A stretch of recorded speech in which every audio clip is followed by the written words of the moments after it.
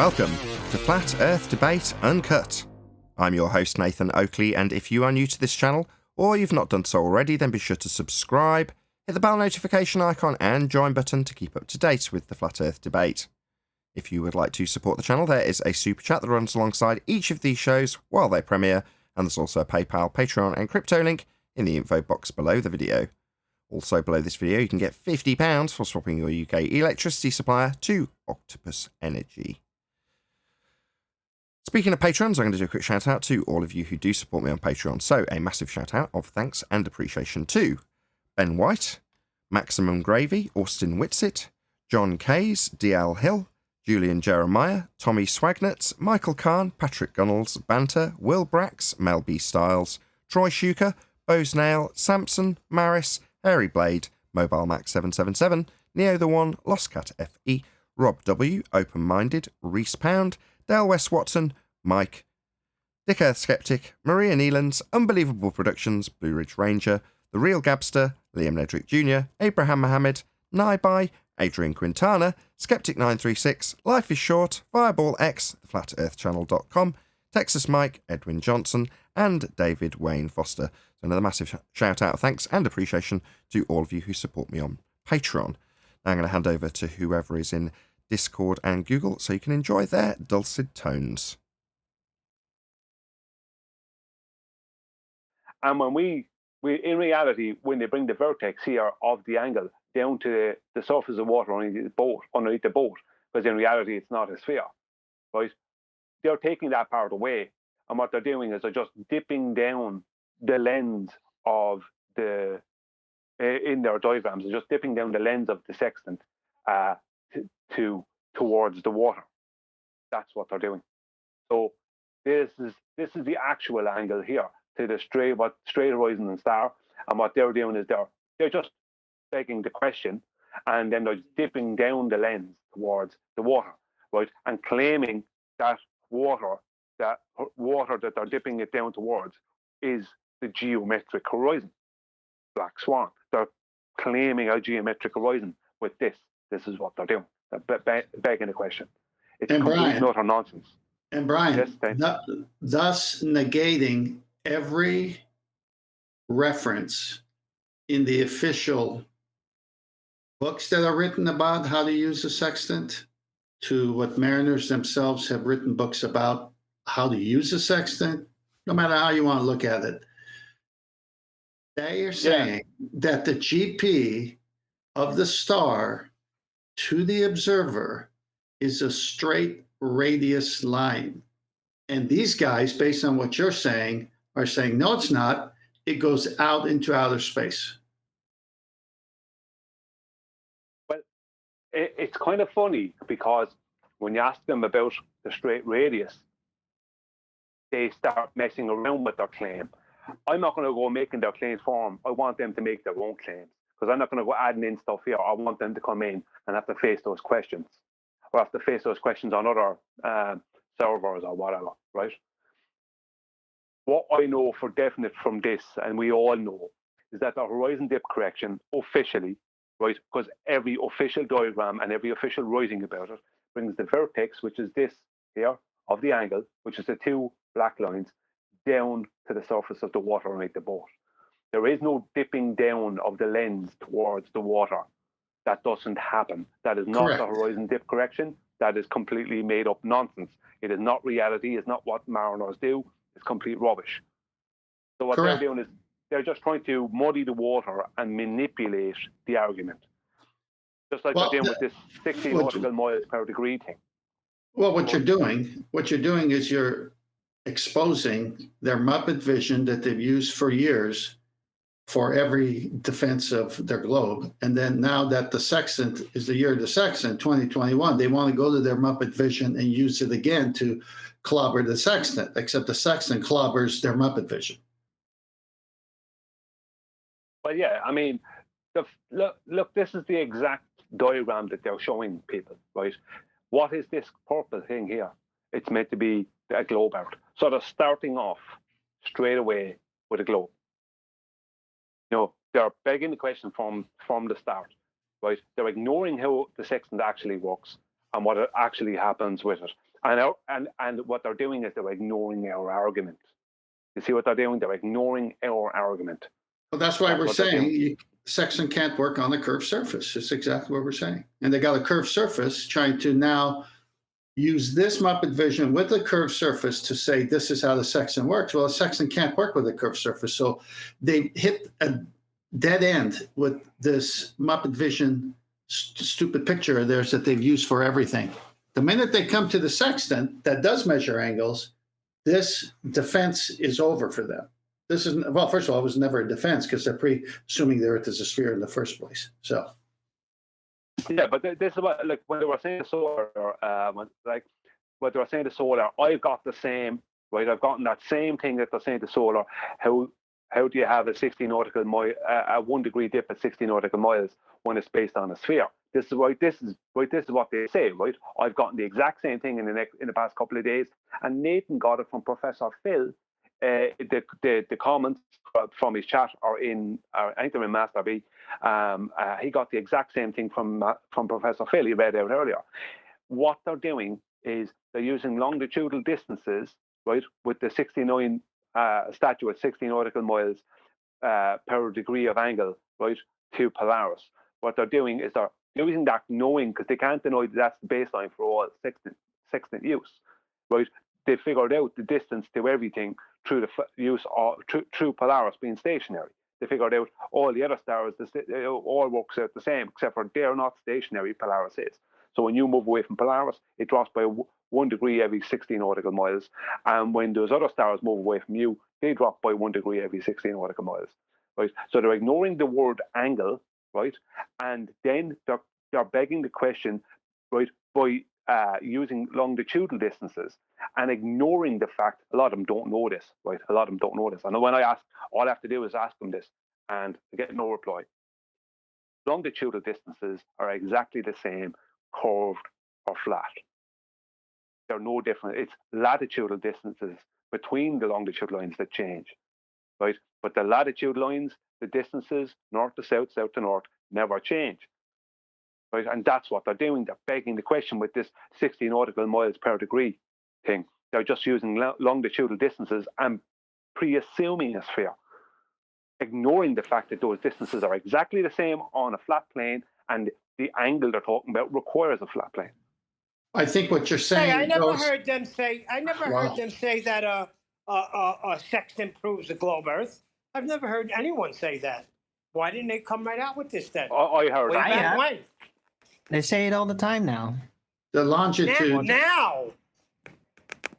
Yeah, but that's always when they come up with that nonsense, right after we put it in the public as a proof for flat Earth. That's when suddenly it comes out of nowhere that, oh, now that is actually a globe proof. That's what they do. They consider a globe proof. Trying to say something, lads. They consider a meridian, like the prime meridian that's through England for the chronometer, for the time, and all other meridians is longitudinal except for one. And those are all great circles that slice through the Earth and go through the center. I'll come back to that. The only other one is the equator on their model slices through the center. So that's the only great circle from that they have. Everything else is a small circle for them, cuts through the sphere at some place, but never through the center. So the only ones that cut through the center are referred to as great circles. So on the longitudinal line, which are many meridians, right? Because you can just say I'm over here, 2 hours away from Greenwich, or 2 hours 30 minutes away from. So that slices through the Earth. They consider that meridian that goes around the sphere on the outside. Now we know that's a circle. Oh my God! They consider that as. I was on push to talk the whole time. What's going on here? Can you hear me? Hello? Hello? Check. Hello? Finally, Discord is back. Nathan. Ted is in the middle of something. Yeah, just 1 second, I'm Tommy. really sorry. I'll wait. Did any of that get recorded, Nathan? Yeah, it's all recorded, always. All right, because there was no sound coming through to Discord at all. What? I'll summarize. Just let 10th finish.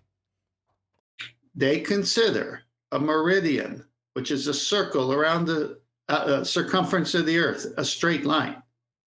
Any great circle that slices through the center for them is a straight line. That's how they look at it. Now, we know it's impossible to call that a straight line, but they do. Yeah, this is total nonsense, right? This all goes back to Aristophanes, right? This is where this goes back to. Aristophanes, right, measured a 500 mile, whatever it was in stadia, distance between Alexander and Cyan, north to south, south to north, whatever, right? And then he supposedly pre-assumed that the sun rays were parallel to make it a globe. So it all goes back to this parallel sun rays that don't exist. It's nonsense. Longitudinal distances are exactly the same, flat or globed. No difference. But this The only is what difference I'm is saying. whether the sun rays. Can I get? I just came on just to show you, Nate, ask a few questions for you guys because I found an article online. Hold on. Hello?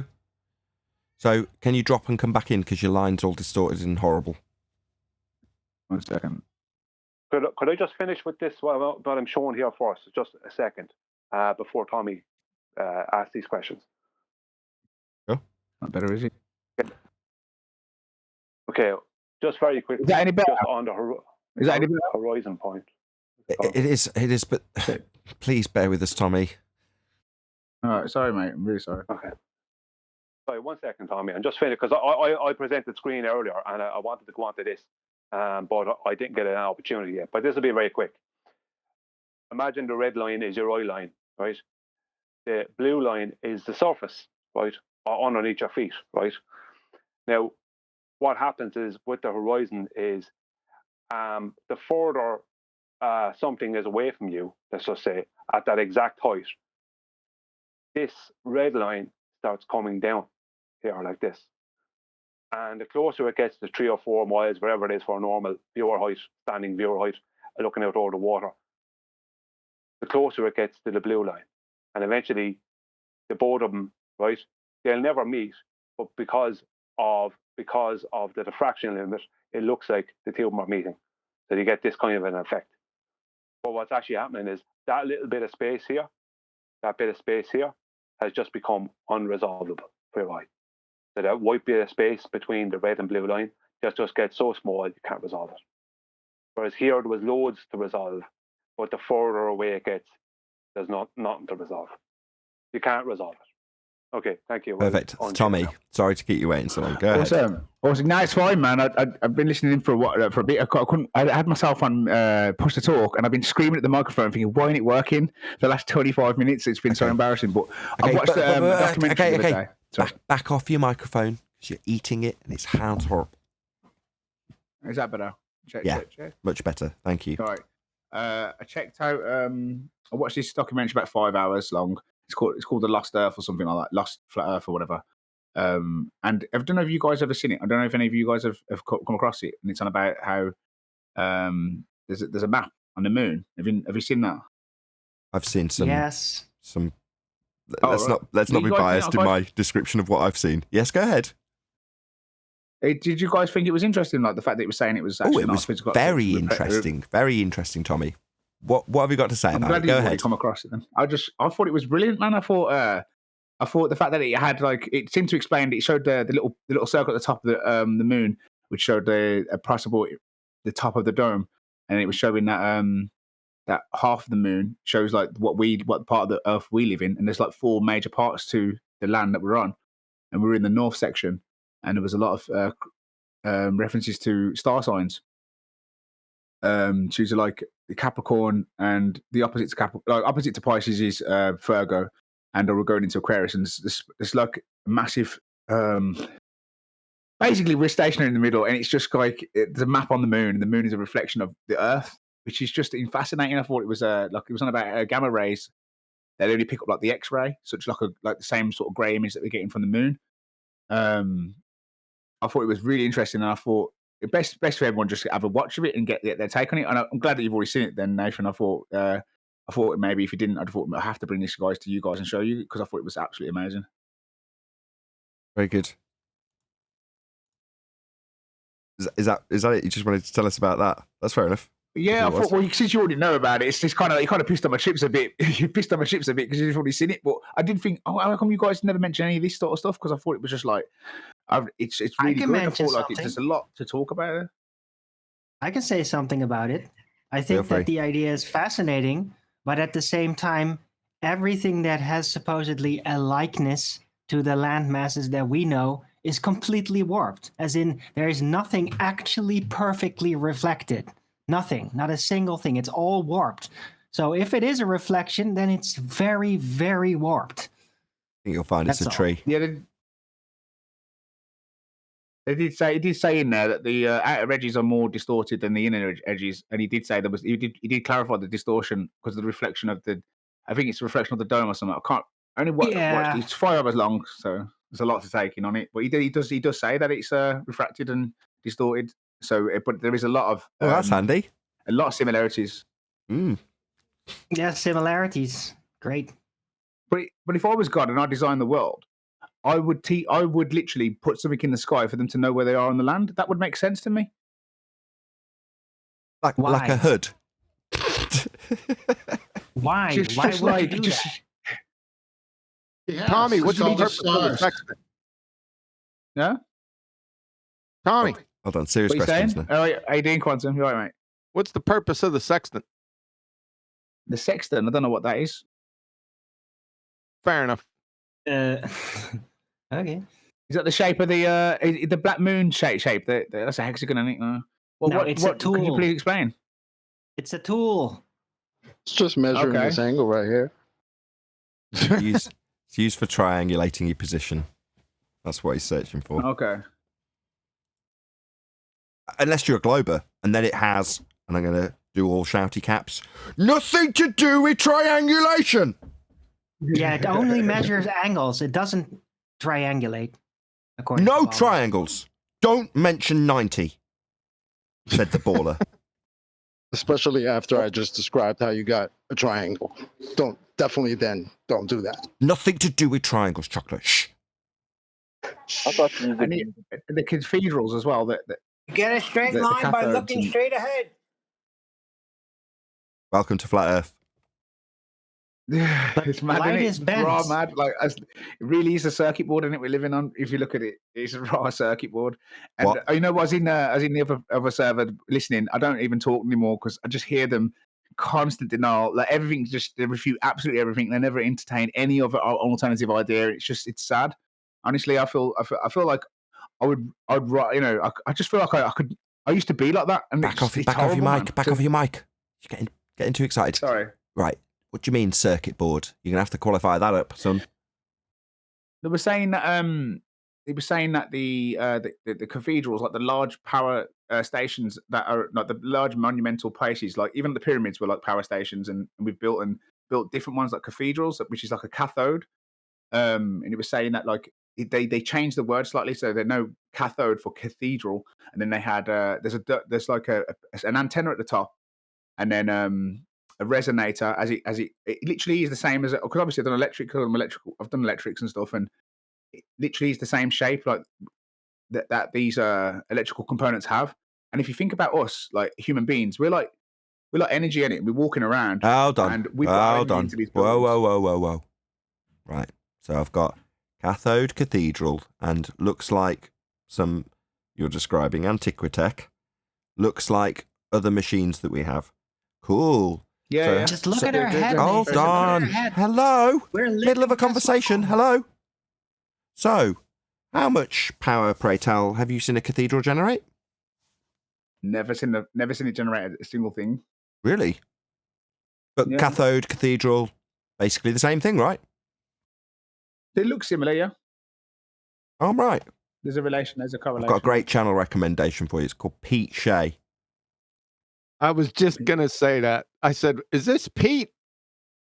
You'll find it's not a map or a hood. It's a tree. Aristarchus, have you not heard of the dodo? Man, you've gone way off the beaten path. Sergeant Pepper? No, Yeah, none of this ringing any bells. I don't hold this pod. It's all connected. Pepper. It's all Nah, connected. this is Sergeant not Pepper. PJ. Man, chocolate or shills, because we did not mention anything about 9/11. Come on, get up with the Look, PJ. Don't get into the 9/11 bit. John. Look, let's Don't stick be with basic, the Neil. Tree of Life, Aristarchus, and the Dodo. With that, he's got all the information he can ever need, ever. Have you got? That's basically all you need. I mean, what more do you want, Tommy? I'm not sure what you're Take doing. what Tesla Hold on, feeling. can everyone calm down? I'm trying to talk to Tommy. What do you mean you've not got enough from what I've just said? Hold on, I'll repeat it to him. I'm giving him gold here. Don't rumpus it. Right, write this down. Aristarchus. Yeah, you got that? Tree of Life. You got that? Sergeant Pepper. That's all you need. Now you know what we know. Go in peace. What are we doing right now? You just ticked off PJ. Chocolate, you wouldn't understand. You wouldn't understand. Shill. Just stare at the clouds and you'll figure it out. Pete's coming after you, Nathan. Actually, Chocolate does understand. It's all a ruse. Chocolate knows all about Sergeant Pepper. You can steal Aristarchus in every I cloud. definitely must, yes. If you're giving Tommy, Hey, Nathan, I didn't get my monthly installment. I know about Sergeant Pepper. It was 20 years ago today. That Sergeant Pepper Neil, taught the- Neil, the don't flag. tell people.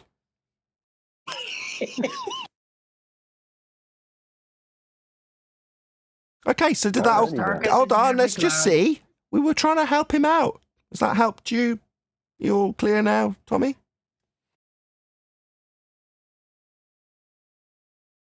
I can elaborate on PJ lore for you if you wish, Tommy. No. Tommy's not answering anymore. He seems confused. Maybe his head's hurting. Arwin should help though. There's certain rules in Pete Shea world, like you have to accept certain fundamentals, like I don't know, Will Smith is Barack Obama, before you can fully engage in the full narrative. You have to have these certain acceptance. Like, I'd rather go talk to my car. Nobody can actually be what they seem to be or who they seem to be in Hollywood. It always has to be somebody else secretly. no, including us, we're all actors. Remember, Yeah, but we don't know about that yet. only Pete knows. You're right. I've been waiting on my installment check from Nathan. What happened? Came to my house accidentally. No, but Wait a second. You got shorted too, Paul? I thought I was the only one. Oh, there is brother. something. I'm getting There all. is I'm getting something all to the checks. Tesla Tech and cathedrals.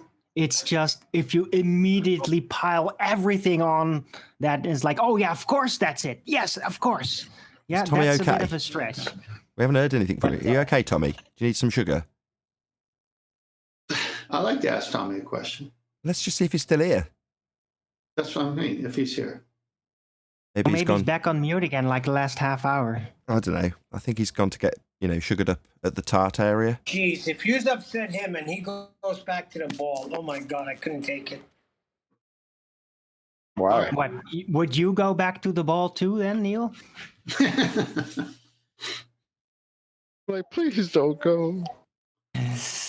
Sounds like a song. It is a song. I know. No, Look, what's I posted more? 10th. I posted Tommy's uploaded fight in the war room for people to look at earlier on today. I don't know if you want to have a look at it. It's quite cool. 3 rounds of good quality boxing. Where's this? We put it in the war room.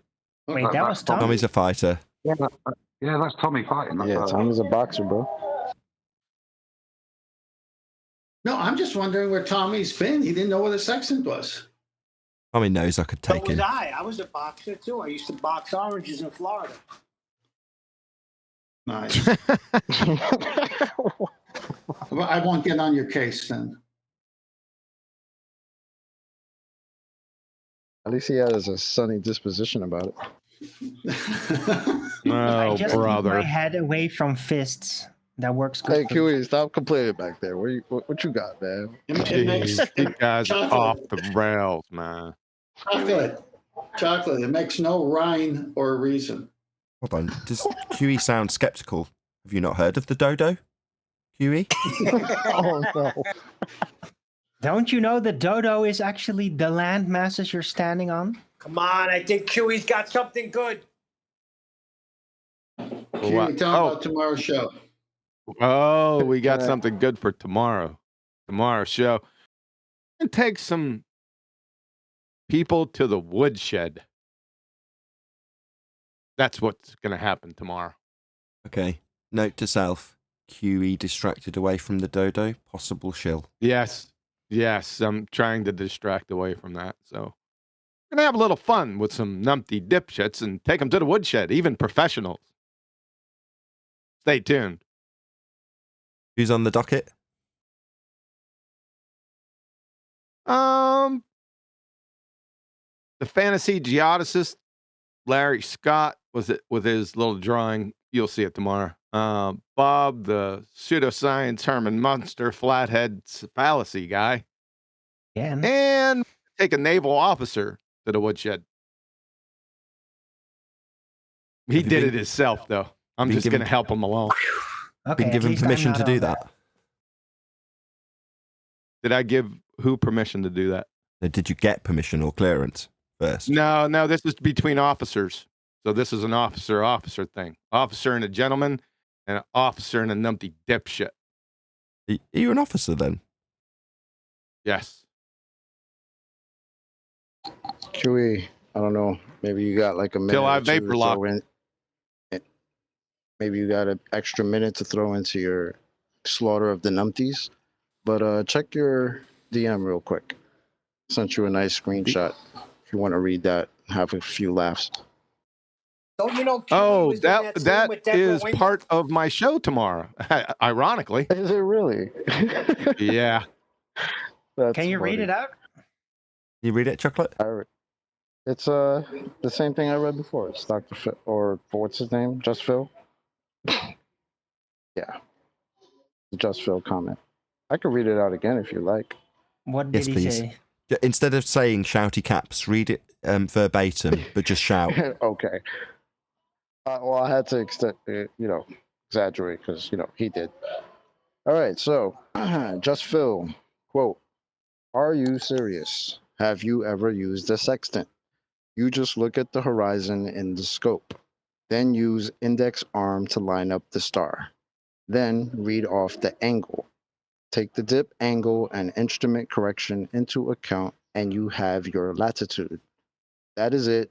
No right angle, no triangulation. It does not measure distances. I have never heard so much shit spoken."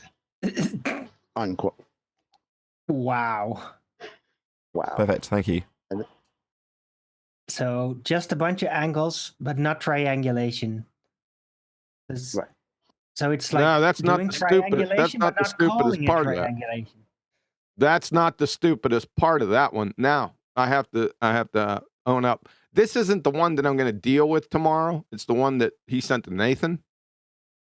But this is pretty funny. Then you use the index arm to line up the star. Then read off the angle. Take the dip angle and the instrument correction into account, and you have your latitude. Really, just from any star or the sun or the moon at any time. Really, Phil. That's the stupidest part of that. Think about it. Yeah, they're only Did you using get the it north yet? to south. They're only using north to south longitude. It means that everything has to be north to south longitude. You understand what I mean? Any star is the key part of that statement. If you guys don't get that, then ooh. Oh, he's not referring to the navigational stars. He's just saying any star. Or the sun or the moon. Is that how we get our latitudes? We just arbitrarily just shoot at any star? Really? Is that how we do that?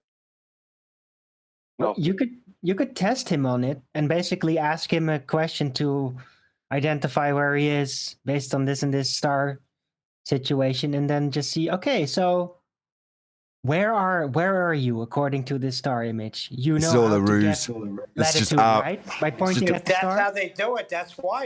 It's just a ruse. That's why we're Owen on the globe. just wants to bundle up Dr. Phil and dump him somewhere and go, yeah, find your way now. Yeah, exactly. Just Well, you guys Just got chop- off this topic chopper real lift quick. him. You Just- guys ain't getting this. are Huey, you? send a chopper and just lift him and dump him somewhere random. Here we go. Let him Okay. orientate himself. Okay, go on then. Break it down for us if we're not getting it. Then you use any star to get your latitude. I thought you used Polaris to do that. Oh, I see. You're cross-referencing anti-baller rhetoric. You can use the sun as well. You can use the sun to get your latitude. Yeah, he's saying any star. That's the What is point it? he's making. Yeah. But any star, no, because the point I made earlier, I don't think it was fully. I don't know if it was heard or if it was thought about. That latitude is a north to south thing. Further away, closer to Polaris. It's your latitude. You can use the sun as well, but you have to use the nautical almanac for the sun to find out exactly where the sun is at that time and blah, blah, blah on that day to get a latitude. But latitudes, they're lines crossing the longitude lines. North, where you go closer or further, north to south, from, let's say, Polaris, if you're north of the equator. Any star, no. Well, it depends. You might have to. I don't know for definite if you can use any star, but it doesn't sound like you can use any star considering you're going to be looking east to west sometimes.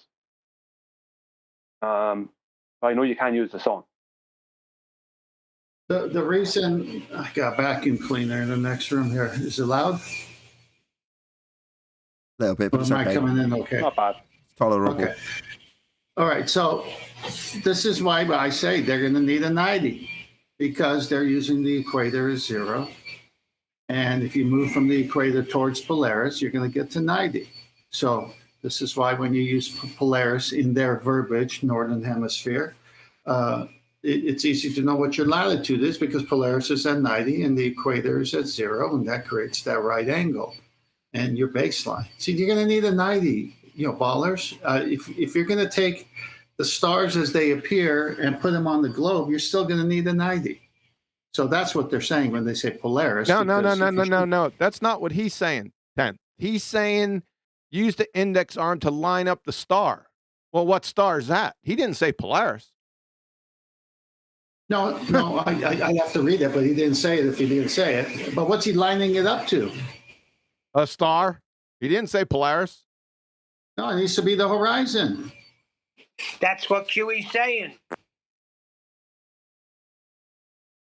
Yeah. Which means Yeah, You should give him you should give him the benefit of the doubt, maybe, of him not specifying which star, right?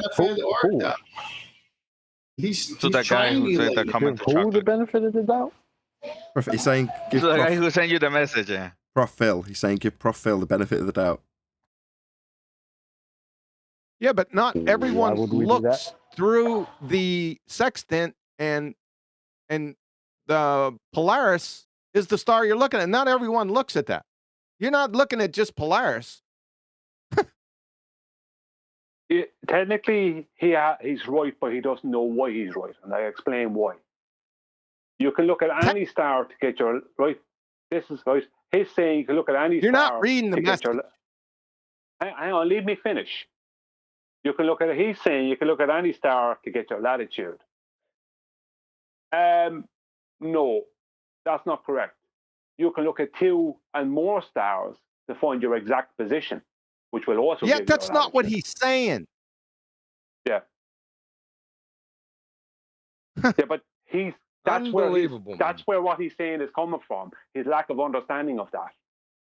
You understand? It's a claim the ballers are making that's coming from a lack of understanding of triangulation. He's the very thing he's basically chanting the very thing he's denying. Yeah, he's triangulating. You're being kind, but you're also assuming that the reason they don't understand it is because they're just a bit thick. Actually, not necessarily true that the reason they don't get it is because of your explanation. They could, be snide. Purposely distracting. That's more likely. Or in this case, like making, I think, wholly ignorant, because the comment seems to be you look at a star, measure its angle. Yeah, it's not a qualified statement, so it's either subterfuge or total ignorance. But okay, let's try it this way. Let's try it this way. Say it's noon, Greenwich time, and I'm out somewhere on the ocean, and the star I'm gonna pick is the sun. So I pick the sun, and I get the elevation angle, and I say, you know what? Let me just chill out for about 3 more hours, and let me get the elevation of the sun again. Is it going to be at the same angle? No. Did my latitude just change? No. Jesus. Did you say 3 more hours? what you've got to do there is admit that it's not just the angle, isn't it? You've had to take now 2 readings to do something. And this is the ignorant point again. You can't just point it at a star and it does things, except, as Brian's prefaced, Polaris it gives you 1 reading. But as for the rest of it, it requires a fundamental understanding of the trigonometry and multiple measurements to give you any real information. Say I'm in the southern hemisphere and I can't see readings. Let's say I'm in the southern hemisphere and I can't see Polaris. So I can just shoot at any star, and it'll give me my latitude off the elevation angle. Really? Can anyone show me that? My point on it is that what he's saying, he's denying triangulation while also speaking about something that requires triangulation. Yeah, I didn't get the triangulation part yet, or the right angle. I'm just dealing with the upper part and how stupid it is. It's a leaving your pants while not taking them off situation.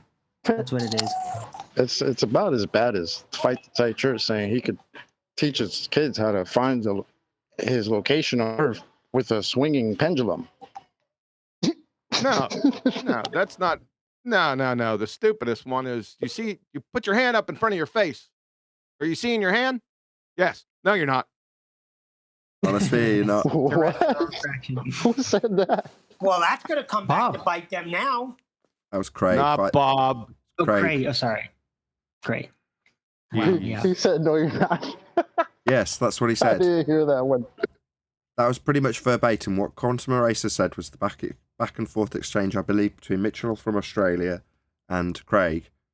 And the question was posed by Craig to Mitchell. If you put up your hand, are you just looking straight at your hand? The answer came back, yes. And the reply was, no, you're not. And then he lit a fag and stuck it straight in his ear.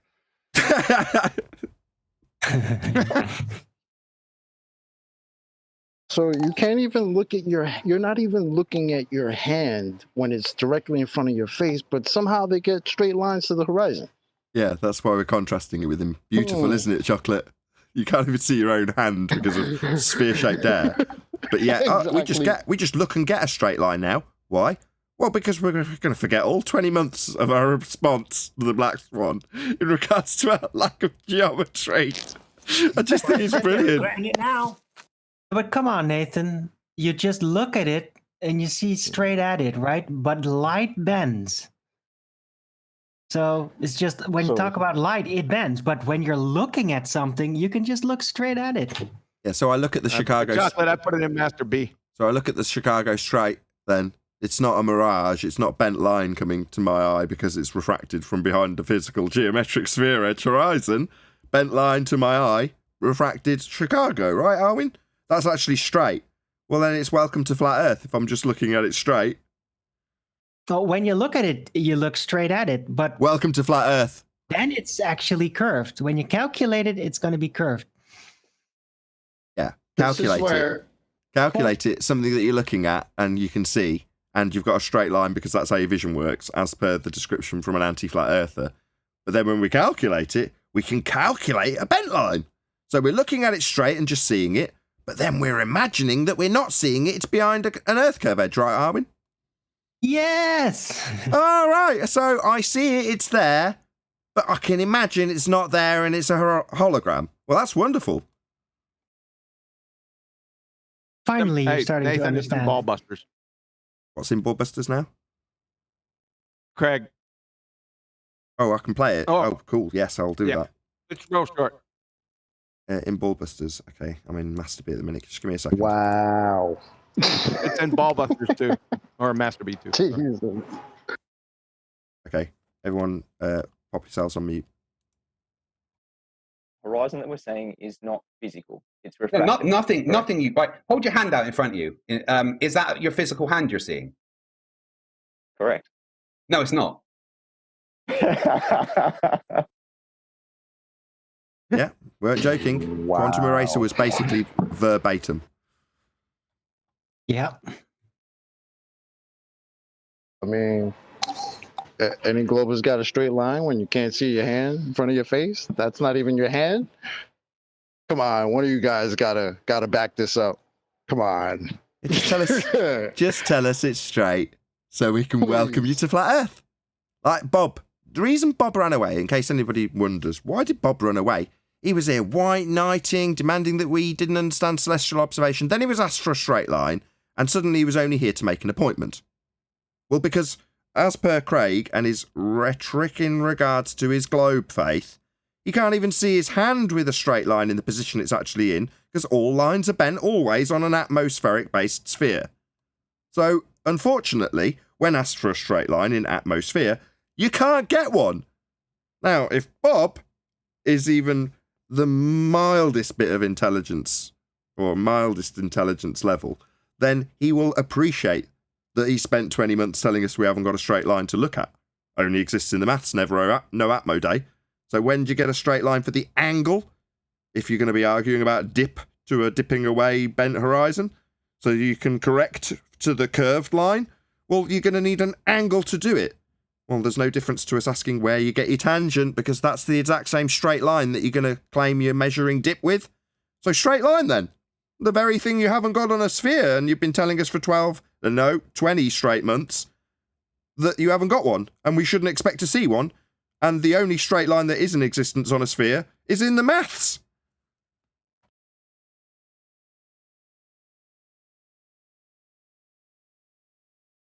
I mean, your hand, and I'm sorry, I'm going to exaggerate this, but your hand is not actually in front of your face. You're not actually looking at your hand. Please, globers, ballers, anti-flat, somebody come get this, come pick up this mess that Craig just left all over the place. Imagine Please. what he was doing as a teen in the bathroom. Nah, nobody got this? No. Is your hand actually in front of your face? Can any glober respond to that? Or are y'all going to leave your man's fight the tight shirt in the dust all by his lonesome? It's part of globe rhetoric. So it's like asking an anti-flat earther, come on, anti-flat earther, admit to your actual globe claim. I mean, it's just as painful for an anti-flat earther to admit some globe rhetoric that we've debunked than it is to, defy their anti-flat earth rhetoric we've debunked. Equally painful on both sides. Our flat earth rebuttal to a globe claim and the globe claim become equally painful when you've got a contradiction in terms. So asking them where you get a straight line, yeah, that's going to be a very big problem that they're not going to want to answer. Pointing out that the geometric horizon is their horizon in their world, again, very big problem that they're not going to want to admit to, even though it's standard globe rhetoric. All that's being claimed by Craig is standard globe rhetoric, atmospheric. That's all he's doing. Standard stuff. But getting them to admit it after we've debunked it, that's much more difficult.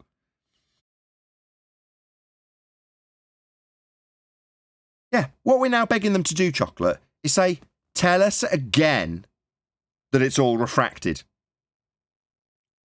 Yeah? Do you remember your Black Swan response, Fundies? Refracted, always. We wouldn't expect to see geometry. This tool uses geometry, by the way. Straight lines. The sextant requires geometric certitude to work. What's that? We wouldn't expect to see physical geometry. Oh, really? So where'd you get a straight line for the sextant? Tell us again what you've told us for 20 months that it's refracted. Go on, tell us again. And while they've been chanting it for 20 months, refraction, refraction, then we interrupt that constant stream of refraction with sextant. Now say refraction one more time, motherfucker. Oh, and they've gone silent. They don't want to say refraction now. Well, that's weird. They've been barking at it for 20 straight months. Yet at the moment we bring up the sextant, they don't want to tell us refraction anymore. There's total silence. Isn't that weird? Not at all, just pain. Tell us refraction again. Tell us how we're never going to get a straight line again, when that's precisely what we require. Don't you want to bark refraction anymore? What's wrong? I can tell you've been practicing your refraction. I'm still not up to standard. I like keeping the argument on the sextant and not anything else, because the sextant itself on its own, no matter what they say, latitude, longitude measurements of stars, it doesn't matter. How does it work? It cannot work over a curved surface. And that's where they're going to die, because they cannot ever get that tool to work without a baseline. But it does work, Kent. No, it doesn't. It doesn't. Exactly, 10th. The baseline. The very first time they mention the word angle, they're screwed. Because they need a straight line for it and they haven't got one refracted. It's the end of the argument. Now they've reached a brick wall. Because up until now, they could put their head in the sand and ignore the fact that they need geometry. Oh, well, we don't need it. It's refracted. Look, here's Andrew Thomas Young showing a bent line to the horizon. You dumbos. Why would you expect to get a straight line? Because this tool uses one. Tell me it's refracted again, so that we can invalidate your use of this tool. What's that? You don't want to say it's refracted. We look and we get a straight line now. Welcome to Flat Earth. 20 months of you telling us it's refracted while we say we see a straight line. Now you can't say refraction, can you? Because you need a straight line, and you haven't got one. But as soon as you tell me that you have, I'll welcome you to Flat Earth, because Chicago's no longer refracted.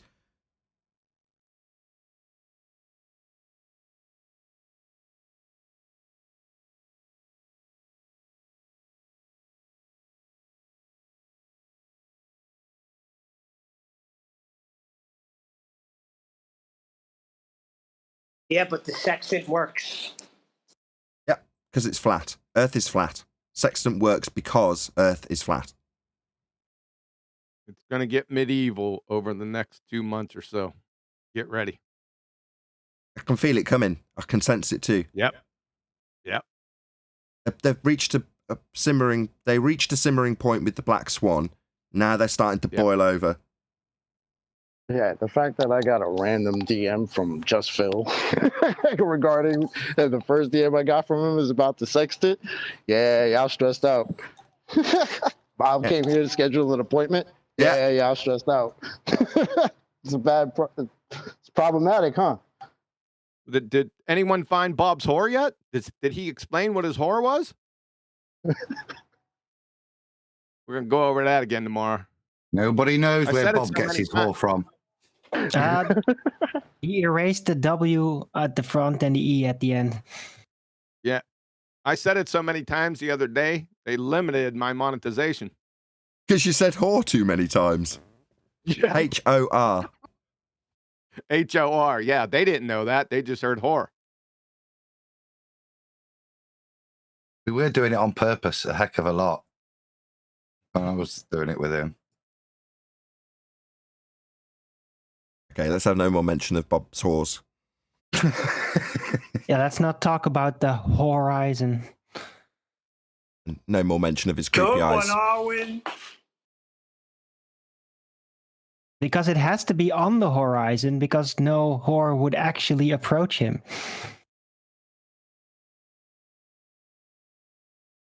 No, this is too far. I'd say a little too far, that. Personal. Okie dokie then. I'll say nothing. Make sure you stop by. We're gonna have a little fun tomorrow. I'll see if I can. Okay. Exciting times.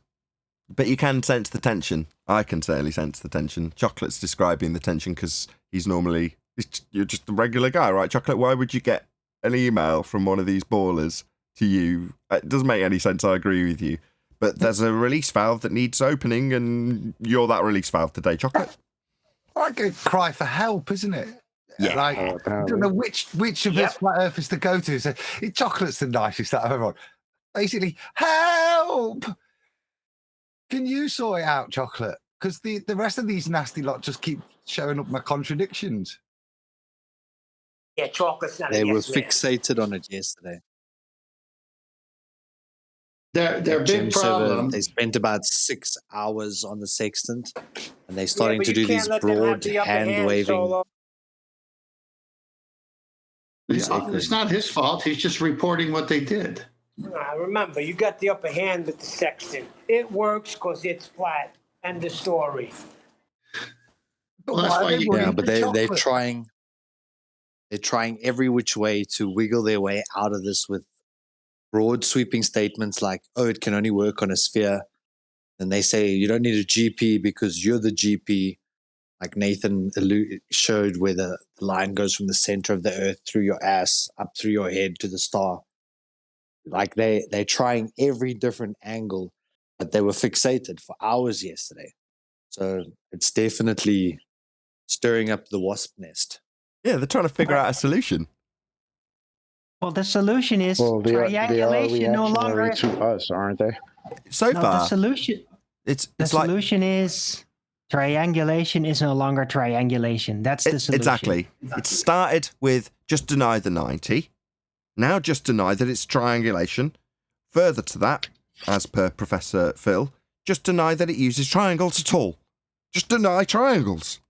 That's the path they've picked, and they seem to be on it, barreling down it at the moment. Yeah, the no triangulation came up so many times, and then they said the sextant is actually to determine your distance to the GP. It's got nothing to do with angles. Yeah, that's how they wanted to get away. Yeah, that's how you get it, exactly. I remember from 3 years ago when the ballers were kind of bullying me that, oh, you don't understand triangulation. And now they do this. This is kind of bizarre, right? Because they should know what triangulation is. They did know what triangulation is. They would use it to like push me around like, oh, you don't understand it. Now I do understand it. Back then I didn't. Now I understand it. Now it's a problem for them. And now suddenly they don't know what triangulation is anymore. So in many ways, hold on. Can I just respond to Owen? Hold on. So in many ways, when they were bullying you for not understanding triangulation, they were actually right to be doing that then, to be fair. Oh, yeah. Sure. You know, confrontation with ignorance is always good. Because if you know what you don't know, then you can choose to learn about it. They're going to know what it is tomorrow. Right. If you type in the sextant, I'm gonna go out on a limb, having done this a few times over the weekend. Within a couple of paragraphs of any citation to do with the sextant, it will have the word triangulation in it. And hey, now hold off on that. I mean, hold off on that. Yeah, I posted them all on Ballbusters. Okay. No, I don't know what you've posted. Ballbusters, are you? This isn't linked. I didn't see that actually, but no. What I'm saying is, whenever they do say triangulation, they all say triangulation. Whenever I've looked it up, they all say triangulation in the description. Yeah, correct. Well, that'll be because the point of it is to triangulate your position. Hold on a second. Something's just dawned on me. In my notes, I've got cut out for various other commenters in my comment section that I've just spammed with, 5 to 6 or maybe more paragraphs that I've just taken randomly from whatever I've typed in something like the sextant. And then I've just gone to random results and just taken chunks out and put them into my notes. Are you saying that you've done the exact same thing in Ballbusters?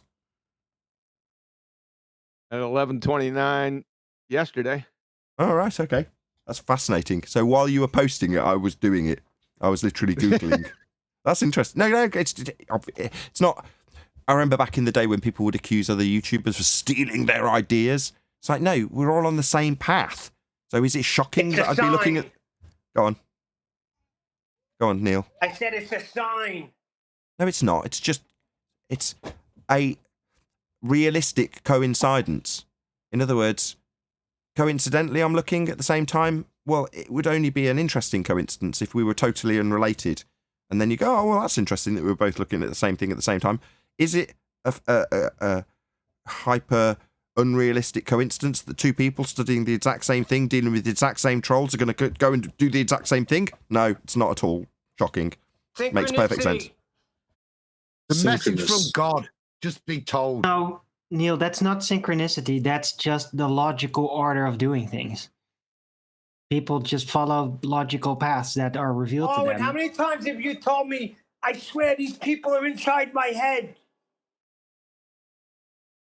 Never? Okay, I'm imagining things. I'm in their You didn't heads. think that people would there had to be a connection somehow, because what they came out with was exactly what you were thinking. Come on, I've heard you say it. Oh, You're yeah, imagining sure. the voices inside Alwyn's head. Yeah, because I thought you were referring to ballers. They're never in my head. I'm in their heads.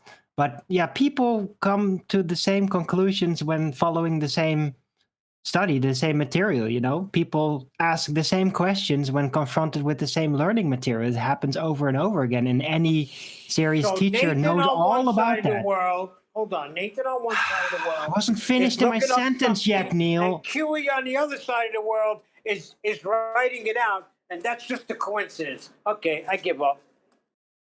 Yeah, if you'd let me finish my sentence, you'd heard that I was actually kind of backing you. But you didn't, so you didn't hear that. Arwin, can you hold on? Can you stop interrupting the start of Neil's sentences, please? Sorry, Arwin. Go ahead, back me up. I'm I not was listening saying to this cackly nonsense. Okay, Arwin, I'd like to hear your opinion about it. Oh, that's the first time I've heard Arwin get away with actual sarcasm. That was so British of you. That's copyrighted. I use that. No, but all I was saying is every teacher that has taught classes persistently, not just 1 year, they get the same material they have to lay out on new groups of students over and over again. And after a few years, they can predict, like, this is what that student that just got in here is probably going to ask in response to this material. And then eventually they do, because everybody just responds in a very typical way naturally to learning material. The same questions arise, the same Nathan, can I ask you a question? objections, questions, all of it is all the same. I agree, Arwin. That was my point too. Go ahead, Arwin. Right. Well, Nottingham Forest have just sacked their manager, right? Now, if I was to go and speak to another Forest fan who reads the things like this and writing down the possible managers, what do you think it's likely if I spoke to another Forest fan that he's writing a list of the possible managers that could be? No, I think it's totally and utterly. Same passion. No, I think it's totally unfeasible that you two could be looking into the same things at the same time. Totally unrealistic. No, absolutely not. Now, if like some obscure monk from Tibet just wandered into the debate and said, the reason I'm here is I was looking into the triangulation, then there might be something more in that, yeah? But to have two people who speak to each other all the time about this bloody thing is khaki waffle. Stop it. So, what about chocolate the other day? What about, wait. What about chocolate the other day when he was talking about a certain map and boom, it just happened to be on screen? George, your mic's open. If we lived next door, I had socks. All right, so can we change a little bit here? Yeah, I got one more thing. You want to go or you want me to round off here? Yeah, I got one more thing because you'll appreciate this because there's a subtle pun that was put out that no one caught. So you were talking about triangulation and Neil was talking about how everyone was in synchronicity with triangulation. And then he said it was a sign. Yeah, it's called the law of signs. Triangulation, trigonometry. Have a Now, nice that day. I'll be doesn't near you all require a week. right angle, John. That's the only difference. Law of sine, law of cosine, you can get away without the Sine, right angle. cosine, tangent. It's Capricorn. It was a triangle sign in the road. It's a dead end ahead. There's more hope for the monk being a fan of the forest between the trees. What about Chalker the other day talking about that map? And it just happened to pop up on screen? Hello? It's That's divine. synchronicity. No, but it's that's not. actual synchronicity. No, I intentionally put the Kobayashi. It's shocking that in 1,000 shows we haven't talked about it. So no, it rolls around every show. We just happen to be talking about it on that day, and it happened to be on screen. It's just coincidence. Oh, yeah. But All right, like so what I was gonna... geared to be coincidental. So anyway, 10th. Go ahead. Yeah. First, they came out denying the 90. Then they came out denying the right angle. Now they're denying triangulation. Somewhere in between, they got mixed up of the radius of a GP. That's a straight line over thousands of miles that can't work on their sphere. Everything they so far have denied is part and parcel of the sextant operation. This is going to be embarrassing for them. Well, to be fair, they've already landed at the stage where straight lines are bent or straight or bent or whatever they need to be in their minds. So they're already completely loose. No, we got them to admit a radius is a straight line. You need to name it Operation Sextant. So if you were wondering how the war between flat Earth and globe Earth is going, that's how well it's going. I mean, we really are making strides forward. We've got the anti-flat earthers to admit a radius is straight. I mean, these are really big strides.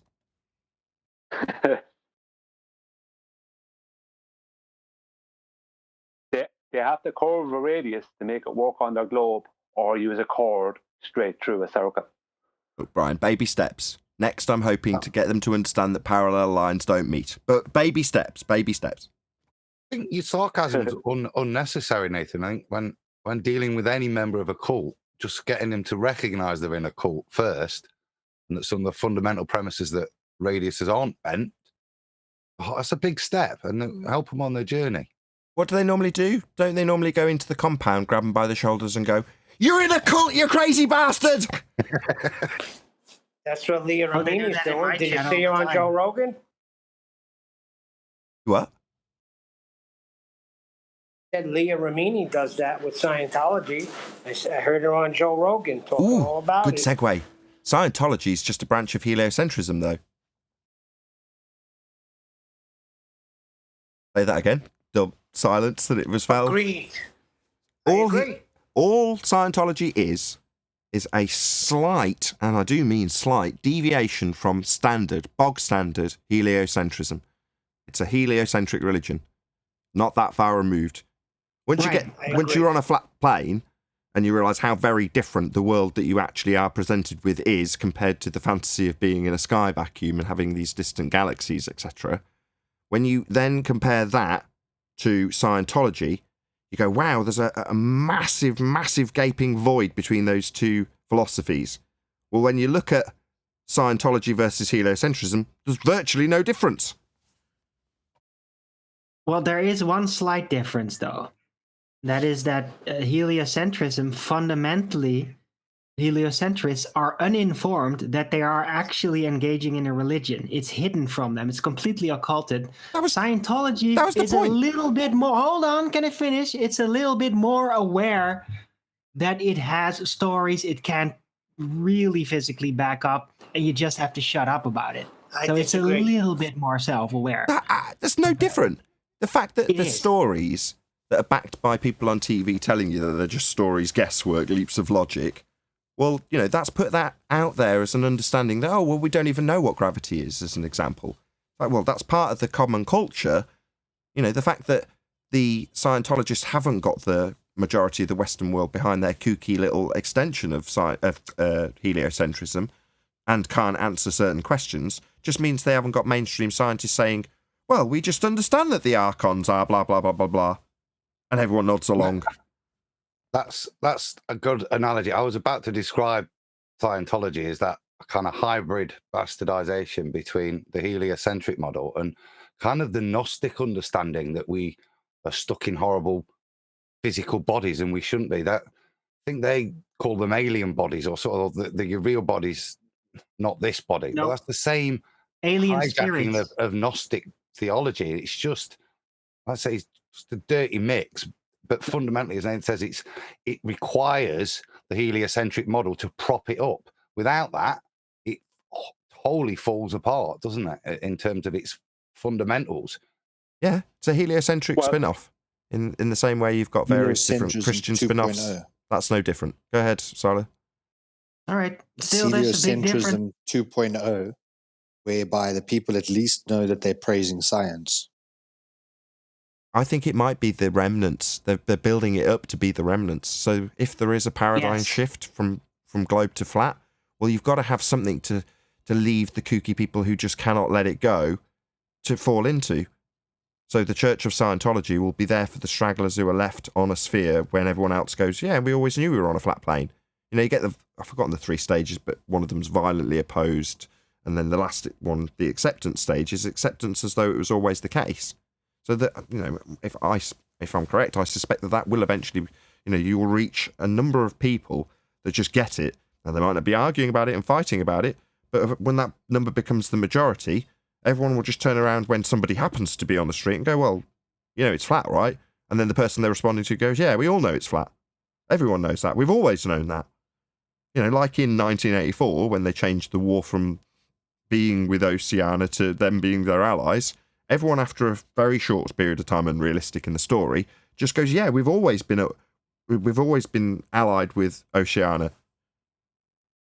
Yeah? Well, eventually when it's, well, we've always been on a flat plane. We've always known that. Yeah? There'll be people who are lost in the society. In the same way as when they transitioned to globe, there was a subset of flat earthers. Yeah? And they had to control the opposition in that regard. Well, they'll just have the same thing with Scientology. That will be the remnants of heliocentrism. And it'll be really, if I may, it will be really easy too, because all the Scientologist priests will have to say, yeah, everybody's suddenly possessed by the spirits in the ground again. The ancient alien spirits have possessed them full, and the great delusion is upon them because they again believe the earth is flat. Oh no. And it'll fool the ones that want to be fooled.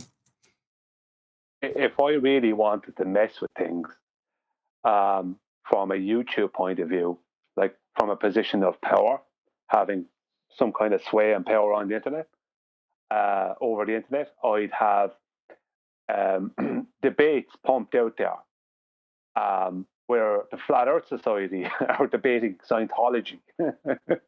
That really confused the matter. Well, nobody knows what the hell is real then. Because I wonder if that's going on somewhere. If Flat Earth Society are debating Scientology somewhere. Hello, hello, that's us. Albeit one stage removed. You know, if it's only a slight deviation from heliocentrism to Scientology, and it's only a slight deviation from controlled opposition flat Earth to us, then we are that, Brian. Just once removed. That's precisely what we are. Yeah, so, but both parties will never have a reason to go. Hold on, Alwyn. Hold on, Brian. Hold on. Just let me make my point to you. So what I'm saying is, if that is a ploy of somebody really evil, then you'd move the pieces around the board to allow what I do or what we do to exist, and it does. In a world of suppressed data, we're still here doing this.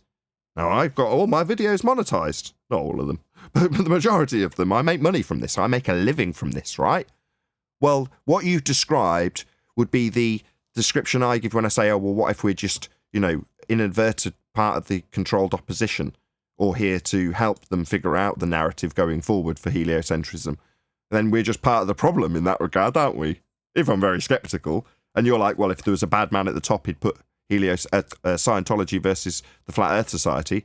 It's like, well, no, but in a very, very real sense of the word, you can have the people do that for you. You don't have to put in any effort. You just position the pieces in a certain way. Well, there's a very logical reason for that. Arwyn, I'm talking to Brian.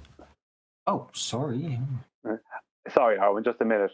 Well, what I'm talking about is taking the spotlight from the real game of chess which is us versus the anti-flat earth globers, and bringing it over to the mock game of Flat Earth Society versus Scientology. That way, the general public will just see it as an absolute joke.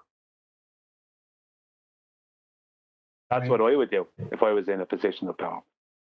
But that would be what you'd have to do right at the start, before leaking it in the way that they had through YouTube to all of us. Well, then you just set it up without letting anybody know. So if in that case, the only way we would have come across it wouldn't be through Matt Powerland or Mark Sargent or Eric DeBay or whoever. It would be through their controlled up narrative via the TV screens of the Flat Earth Society versus the Scientologists, and we'd all just be giggling along, right? Having never actually come across the subject to begin with. But instead, they put it out to us. So we then fill that position, because that could only have happened if it happened at the start without the general masses being consciously aware of this thing called Flat Earth. That's right. Unless they have Bob Nodell fighting with Scientology. No, Bob is. Then that would be,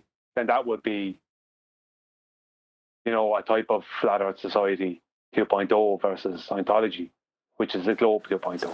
You're a Bob Nodell fan. Can I say something? Because that's what Bob does. Bob talks about stuff that's for Flat Earth Society stuff. So that you could publicize the hell out of that and take all spotlight away from us. Well, that's what he's trying, at least. Because we've got such. We are here. I think we are here, being able to do what we do, because you can't make new machinations unless you know the truth. So they kind of need us for the chisel work to perfect their machinations to fool everybody. Because if we were not around to perfect things based on truth, then they would never have any truth perfection to reflect off and use as a ground for more machinations. That's why I think we're here. Yeah, if we're skeptical, we can say we're here so that they can iron out the creases. I used to describe it as filling out the cracks. So the concrete has some cracks in it. We come along and go, look at this great big crack in the heliocentric description. And they go, send in a team, fill in that crack. Exactly.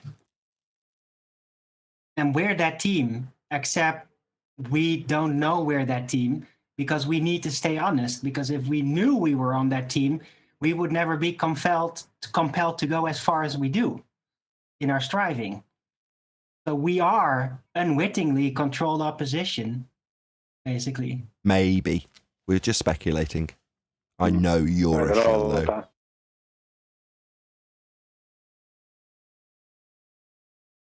Well, on the other hand, the Earth is flat. So, yeah, we can just keep on doing this. They'll never find a good enough machination to basically undo everything that we've developed. They can never undo it. They can only, and that's what they're figuring out, deepen the doublethink that a person is willing to engage with. Yeah, I'm glad you gave, yes. Where they're driving. That's what they're actually developing. Yes, I agree. Now you added the end disclaimer. So, yeah. But don't be so naive about the first part. There's just absolutely no trouble at all in drawing a big fat line through us rather than under us. So don't kid yourself. If they actually wanted us properly gotten rid of, and if we were actually being what we're portraying as heavily censored, then we wouldn't be here. You know, we just wouldn't. In the same way, if you were to be discussing aspects of medicine that you don't really understand and calling foul on things that have happened over the last couple of years, YouTube and the government didn't want that. So they said, no. If you do that, bye-bye. Now, did anybody make any footfall? I wasn't one of those people, and most of the panelists weren't one of those people. But in some instances, people in the Flat Earth community segued across to that particular subject, and the system said no. Did we win the battle? No. Did we keep the videos? No. They just said no, and that was the end of it, wasn't it? Well, we could be considered as the thorn left in the beast's paw on purpose. They're leaving this one thorn in, right? They went after all the alternative medical developments in the last decade or two, seriously go after them. Very, very serious censorship and lawsuits and everything you can imagine. They're not really doing that with us. So we are the thorn that is being left in the paw on purpose. Right. Which makes me think someone put us, if we're the metaphorical thorn, someone put us there. Maybe in this speculation that we're going through now. I would say it's different. I would say that thorn is so big that once they pull that out, it won't heal up. It'll just fester, it'll bleed, and there'll be no avoiding it. It's easier with it just in there at the moment. There's nothing they can do. And metaphorically, that's the delusion that the anti-flat earthers live under. We're just a thorn, and if we can just get rid of the thorn, everything will be okay. Well, no. As much as you may want to think that if, I don't know, flat earthers weren't around, life would be sweet. Definitely not. You'd have pulled the thorn out, but the wound would remain open permanently. As much as you think it would quickly heal and you get on with life, no. It will still nag and niggle long after I'm gone away if you're younger than I am. You know, you'll still be niggling if I'm not here. If nobody's here talking about it, for all the people who've been exposed to it, they're stuck with that. You know, you can't climb back up the hill. Darwinism spoke about his neighbour who he became friends with, who he was telling his neighbour what he does and showed him who he is and all that. And his neighbour wasn't really buying any of it, any of the flat earth stuff, until he heard about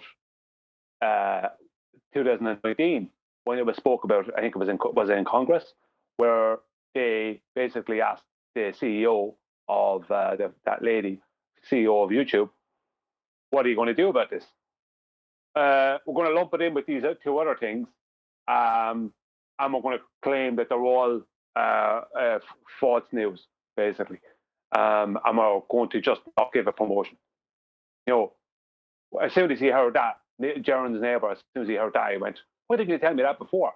They wouldn't be doing that if it wasn't something to hide. So straight away, he was on board.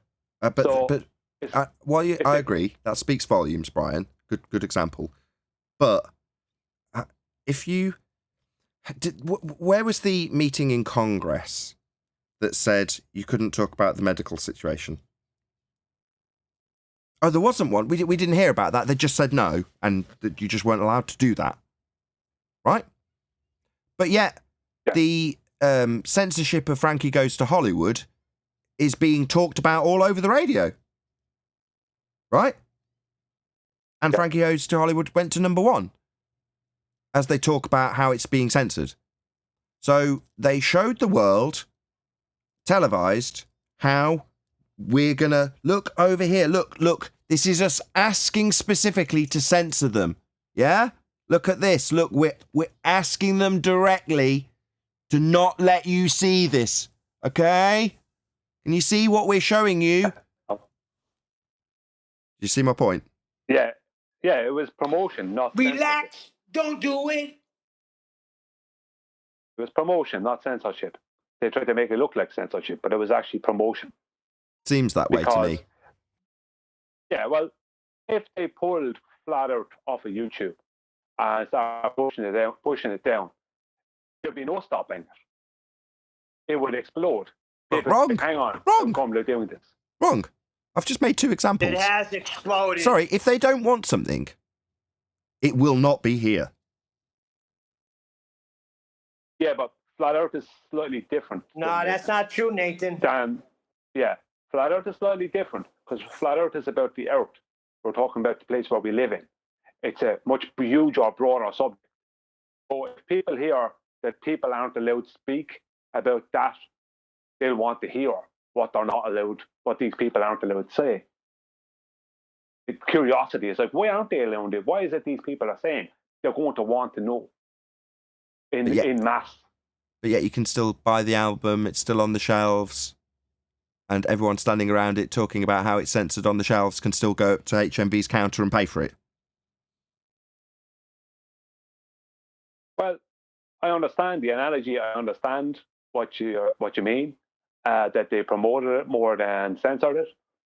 But I'm talking about if they blocked it completely, what that would do. That's not what they want. If anything, they want it to gradually become a thing and not suddenly, hang on, how come they're blocking this thing? Yeah, I agree with that too. Thing. Yeah. No, I totally agree. If you make the perception that it's being censored, then everyone who might come across it at a cursory glance and definitely isn't going to dig into it goes, no, that's being dealt with, and I already know why it would be dealt with. It's so silly, and then they move on, and everything's cushy. Because even while I'm talking about them saying, look over here, look, we're censoring it, most people will just take the surface level meaning. Oh, it's being censored because it's bad. Well, then it's bad. You know, that is, unfortunately, the 80% of people. They're not going to scratch past that surface level. Why would they? But being censored and actually having your material withheld from people's view are very different things in this respect. Now, you say, well, it's flat earth. Well, okay, it's very different for medicine. It's the human body after all. So that's very different, Brian. Well, no. How is it any different? It isn't. But in one instance, computer says no, so therefore no. In this instance, TV says no, computer says yes. No, I understand. I understand what you mean. I do. And I don't disagree with you on what you I understand your understanding about it. My only grievance would be with what you're saying is that if they, well, not so much grievance because you're not really going against it. You're just not kind of on board with it. Is that if they just blocked Flat Earth and off of YouTube and all main stuff tomorrow, then what you would have is you'd have a rebellious group of people wanting to know, how come I'm not allowed to do that? How come? And people would want to know about it just to rebel against the system or whatever. Great. They would be the first people who would want to know. So what they're doing is they're taking away that element by saying they're blocking it or saying they're not promoting it, but while promoting it. We're not promoting this thing we're talking about on the internet and on TV in Congress. We're definitely not promoting this thing. Nobody should pay attention to this big red huge light over here. You know what I mean? Yeah, exactly. On a slightly different note, just don't mention Bob's creepy eyes. I'd prefer you didn't. Is that all clear? That's been done with. We have a 90-degree head now.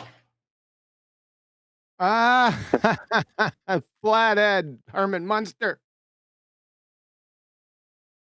So, just to round this out with Brian, I think in a very sceptical way, you can say, yeah, we're just here to tart up the cracks, get the rhetoric back in order, see where it's got any flaws so we can adjust our rhetoric around that, put out the publications that people on the globe side, normal globe people, can just come across should they dip into the subject.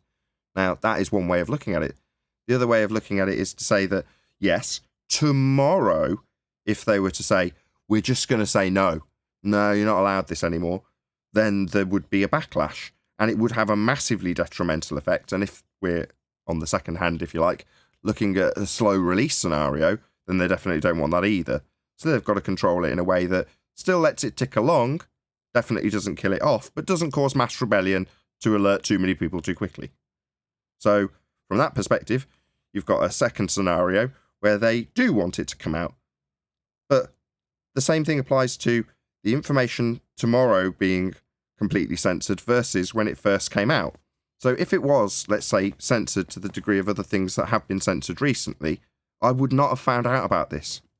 In other words, Math Powerland's video would have come out and they'd have gone, no, bye-bye, you break rules, sorry, not allowed to be here. And he'd have kicked it first and bitched and moaned and nobody would have heard about it.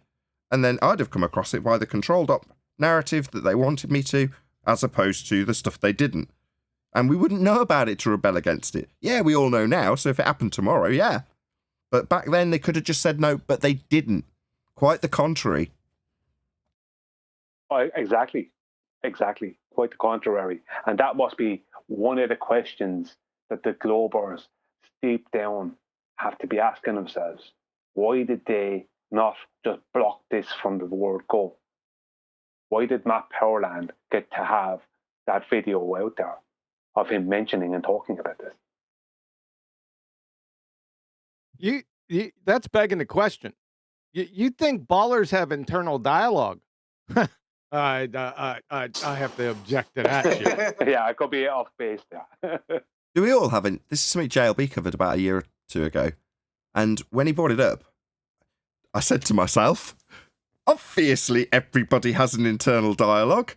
We all just sit around talking to ourselves and figuring out what a potential conversation might go like with a third party that isn't there. Isn't that normal? And then I started asking people, and they all gave me some very funny looks. So you talk to yourself. No, I don't talk to myself. I'm working out what a potential conversation I've never ever had might go like. But that's talking to yourself. No, I didn't have this language when at the time when I've discussed it prior. It's internal dialogue. You're figuring things out. You're discussing things with yourself to try and work something out. A lot of people don't have that, shockingly enough. Right, it's That's just scary. a simulation in your mind. Information goes in, stays in, it's processed. Not information goes in, and then you go, is that correct? Well, I don't know, maybe it's correct. Have you thought about this aspect of it? I haven't thought about that aspect of it. That, Maybe if I that did. happens. That happens in sales training all the time because you have to know what the objections are out there before you go do presentations, so you can be well rehearsed on how to overcome an objection with the product you're selling. Exactly right. Exactly correct. I'd be driving along, talking to myself. Or walking along, talking to yourself, working out a conversation. What if I pitched this and the response was that? What would I say? Well, while you're doing that, you're literally saying to yourself, how would I react to this? Literally a conversation with yourself.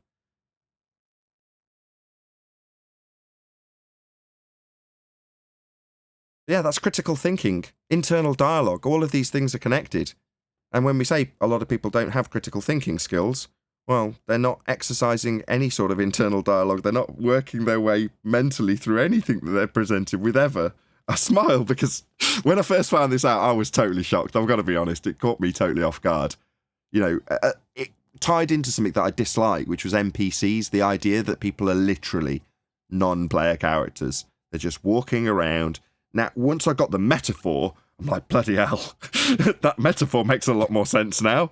Because, yeah, you can compare your average person that's not exercising any critical thought whatsoever, doesn't have any entirely internal dialogue, and just literally goes through the motions of life, breeds, pays taxes, and dies. And you go, man, that does kind of fit in with the description of a non-player character. What are they doing? Just going through the motions. Yep. Welcome to Baller Land. I see the people on the opponent side. I don't see them as NPCs. Yeah, God, it's going to rattle some cages.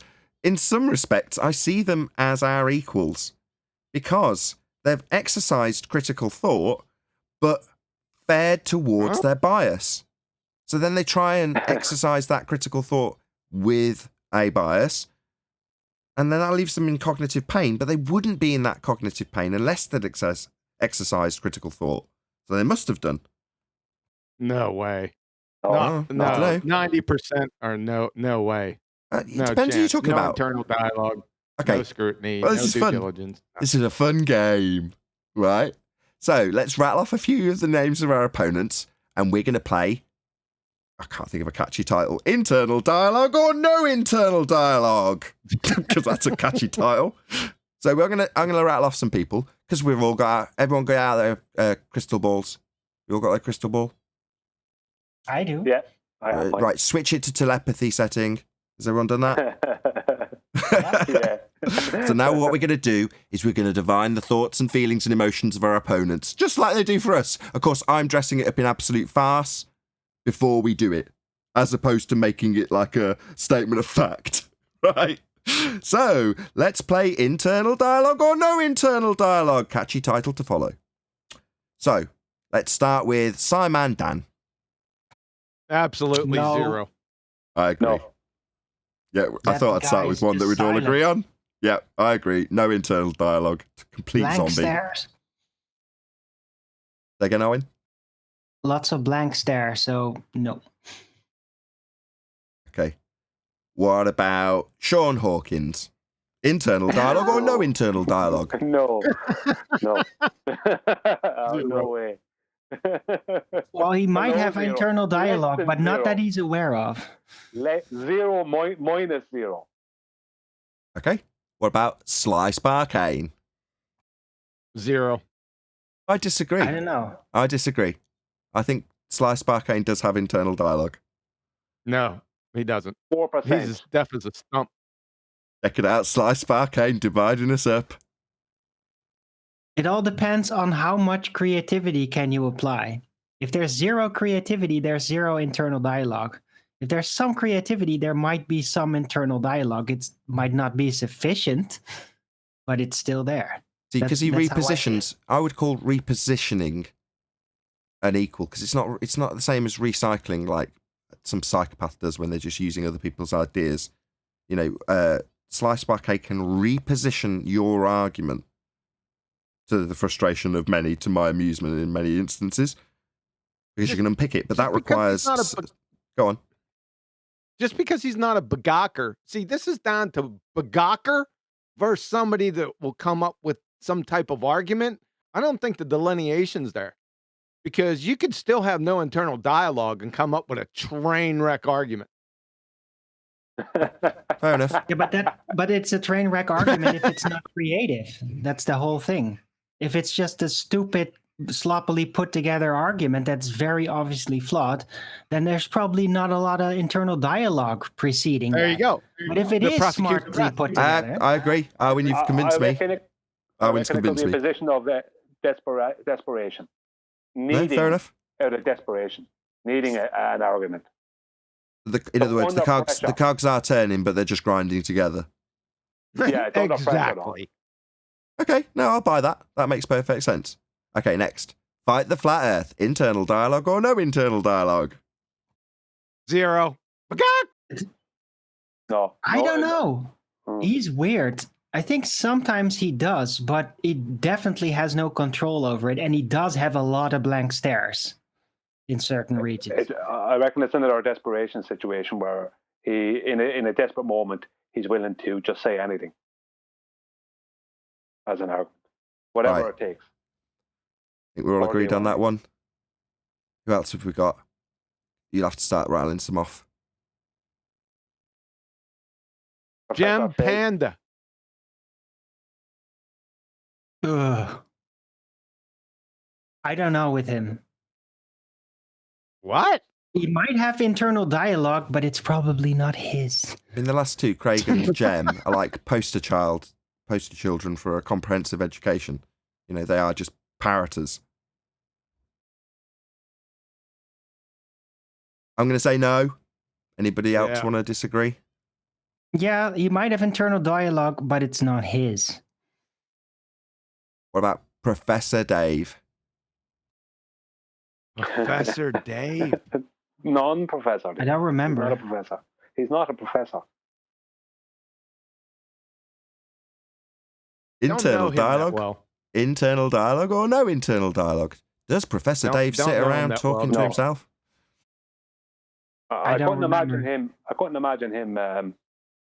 No, because going off his arguments, there's no way he had any internal dialogue. Yeah, what are some of the things he's said? Because I haven't heard about him in a long time.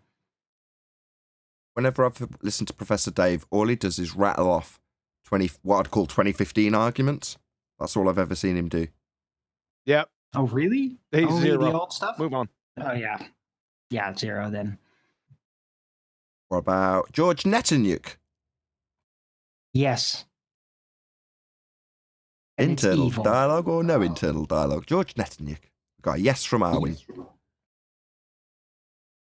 He does seem fairly intent. So he's another maybe 4 or 8%. Or he's saying yes, but very low percentage. Yeah, well, it comes back to see. If you have, look, let's be honest. If you have any real internal dialogue, you're not going to be on the ball side. So it has to be a desperation situation. That was my point. Thank you. Yeah. I was going to say you're welcome. We're about 0 and 5 so far, I think. 0 for 5. What else we got? No, I think he does. No, I disagree. Well, let's try a different tact. Who can name a baller with internal dialogue? Someone who you think has got Rumpus. rumpus? Oh yeah.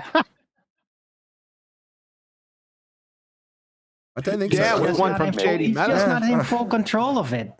But think he it is- does. Oh yes. Careful planner. If he had internal dialogue, I think by now he'd have driven himself to insanity. Careful Yes. planner? Yeah. Did you Planner say of careful machinations. planner? No, he's just begurking off stuff. He's just begurking off. On old shows, you can see him when he's got his screen share, just scrolling his way through endless stuff he parrots off. Yeah, but he does know how to creatively put it together to make it seem. No, he doesn't. He contradicts himself with every other breath. That's only when you hold his toes to the fire. If he has his space, he can make it seem seemingly cohesive pretty well. But only if you're uninformed. I'm starting to question whether you have internal dialogue now. I don't know. Does Arwen have internal dialogue, Nathan? I'm not sure. Do you have internal dinner, Kiwi? Or something internal. Really? Pretend that these guys do have an internal dialogue consisting of "you're great, you're right," no matter what these flippers say. You know, they're just repeating this same stuff that prevents them from actually listening. So it's like an internal dialogue on repeat of what their mom would tell them. That's Johnny Bravo internal dialogue. You're looking good, looking handsome, looking fine. Anyway, let's stop talking about me. What do you all think about me? Yeah. So that's got a good point, though. That is true. They have a loop, an internal dialogue loop that continually tells them what they need to hear internally to continue doing what they're doing. I call it white noise. Now that is a comedy It's show. what they use to blank it out. That's to a blank comedy out show. what they What we need to do is take some dialogue from an actual discussion in the debate back and forth where it's gone round and round and round in circles, and then do the violin sound, the bloom, bloom, with the like fading haze, and then go inside the brain of the baller and play what the baller's actually hearing. I do that all the time. Serious. When you go at it with a baller, like last time with Bob the Science Guy, when I heard that back, I was like, whoa. Like you could almost feel inside of his head. I could. I don't know. Not physically, but so I do that all the time. Crawling in people's head is what I do. I think you've still got your crystal ball on clairvoyant mode. Just turn it off, Arwen. Put it away. Were you bouncing off the funhouse mirrors? That's funny that you mention it because yes, there was some basically back and forth reflective situation. It was very rigid though. It's like there's not a lot of maneuvering room. It's all very simplistic inside of there. I think that they work off of, because they work, not that I think they do, because they will have to work off of tactics, because that's all they have. Then their internal dialogue just consists of tactics. Well, I didn't say they were good. I didn't say they were good, but it's either tactics or actually listen to what we're saying. It's one or the other. You know what I mean? So internal tactics, dialogue, or something. I don't know. They don't have. They're not having an honest. They're not hearing what we say. They're not having an honest conversation in them. But that's word fishing. What you're meaning? Then they can filter out. It's like reading quickly through a book. You look at certain words. You don't read the whole thing. That's what they do when they listen to us sometimes, to extract tactical possibilities, right? They don't actually listen to the context. They're just trying to look for words that they can use in their response. Exactly. They're looking for an opening. They're not looking to respond to your questions or respond to your refute of their claim that they made when they first entered. They're waiting to catch you up or trying to induce that by asking you a question that gets you to make a claim that they can then pull apart. That's why you spend a lot of the time with you pointing out what they've just claimed and how it's been refuted, and them desperately trying to move on to something they can pin on you. Right. It's called fishing, by the way. Yeah, fishing, exactly. Fishing for something they can attack. Yeah, tactics. Just tactics. That's all they've got. So their internals are just tactics. It's like he said this they word. don't have any tactics. They don't have any tactics. They couldn't attack a wet toilet paper roll. Nobody says they have to be very good at it. Yeah, None of them. They're not good at it. But... None of them. The trouble is, if you compare it to a battlefield, the kind of sloppy behaviour from our opponents would mean that they're running onto the battlefield and losing their head immediately. Whereas here, that happens metaphorically, but then they just seem to get back up, put their head back on and go, nothing happened. Yep. It's merely a flesh wound. Well, they just respawn and do it over again, like in a video game. Yep. Exactly. That's a better analogy. Exactly. So they go charging down the battlefield, they get their head blown off in the video game, and then they just respawn at the base and do it all over again. And go, you didn't get me? Yeah, I did. I'm blowing your head off now. And then they respawn and come and go and try and throw the exact same thing at you over and over again. Because they've got infinite men. Yeah, it's like a paintball battle where they are covered in paint and they're trying to say nothing happened. Yeah, another good analogy.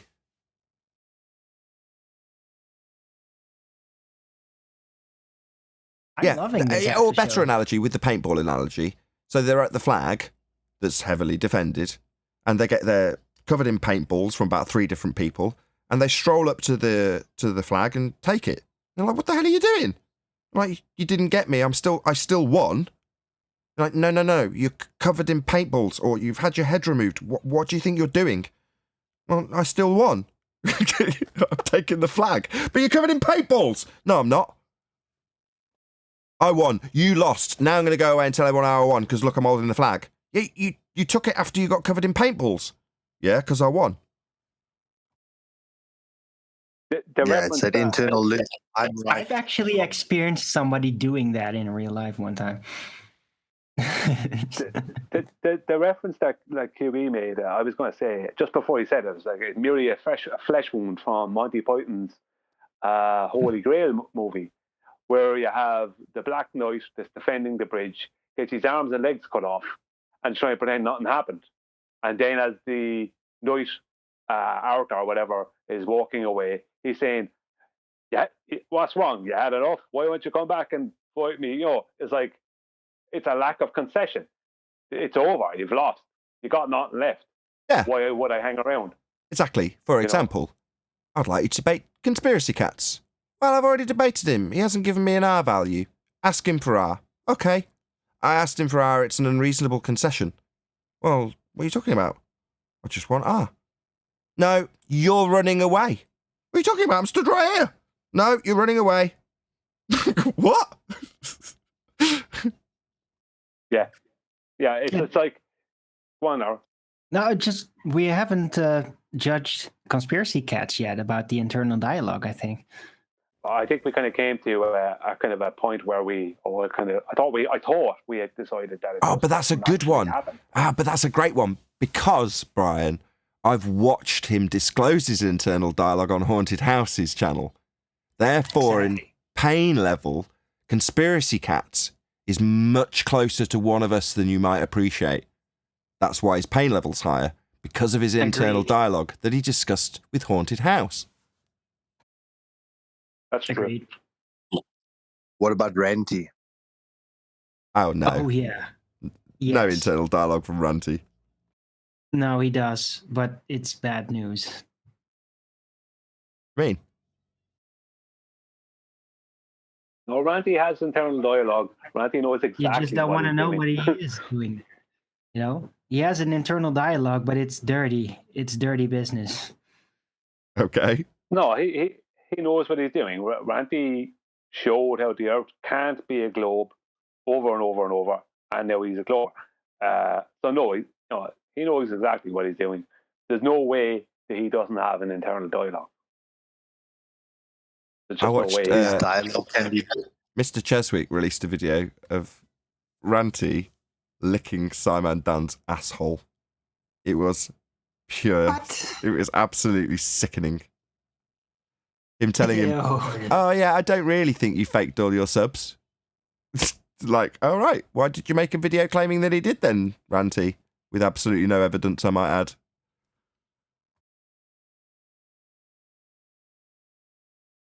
Yeah, sickening. And if I was on the baller side or the anti-flat Earth side, and someone like Ranty came into our flock, wouldn't that sicken you? I mean, really? I mean, for the sake of argument, if I told you tomorrow that you're going to be fighting shoulder to shoulder with George Netanyahu, how would that make you feel as a flat earther? So George has swapped sides now. He just decided yesterday that actually flat Earth, because what do you know? Let's just paint a different picture, a more broad picture. Tomorrow, flat Earth gets heavy promotion. Seems to be in the trending lists. Mad exposure. Yeah? And then you see George Netanyahu change sides. Now, unless you're a complete retard, what would you think? I'm going back to the ball if he's here. But would you see it as sincere? No. But George, that wouldn't happen. George wouldn't be. That would. George's head would melt down. He just melt. The visual of what would happen to George if they start promoting flat Earth as fact, that would be it. No, there's no way. We might see that. So along the lines of the conversation we were having earlier, Brian, let's say we know how easy it is for our government, if you want to look at it that way, to just completely U-turn on certain subjects without batting an eyelid. And there's a little bit of backlash for a day until there's a better story on the front pages. Well, let's say for the sake of argument, that was actually the case tomorrow. They just decide they're going to come out with it. It's reached enough mass now. Yeah, it's not going to cause chaos. Just tell them, yeah, it's flat. How do you think someone like George would react to that? Because I think they couldn't cope. Not at all. No, that would be horrendous. I mean, the video of that, the video of George doing this, and the video of what it would look like, it would be an horrendous video. I can't even. I mean, there'd be all kinds of reds and purples going on in his head. I don't know. Maybe that's who they fear. Swelling of the nose. Maybe that's who they fear. Maybe that's what they've got to hold back.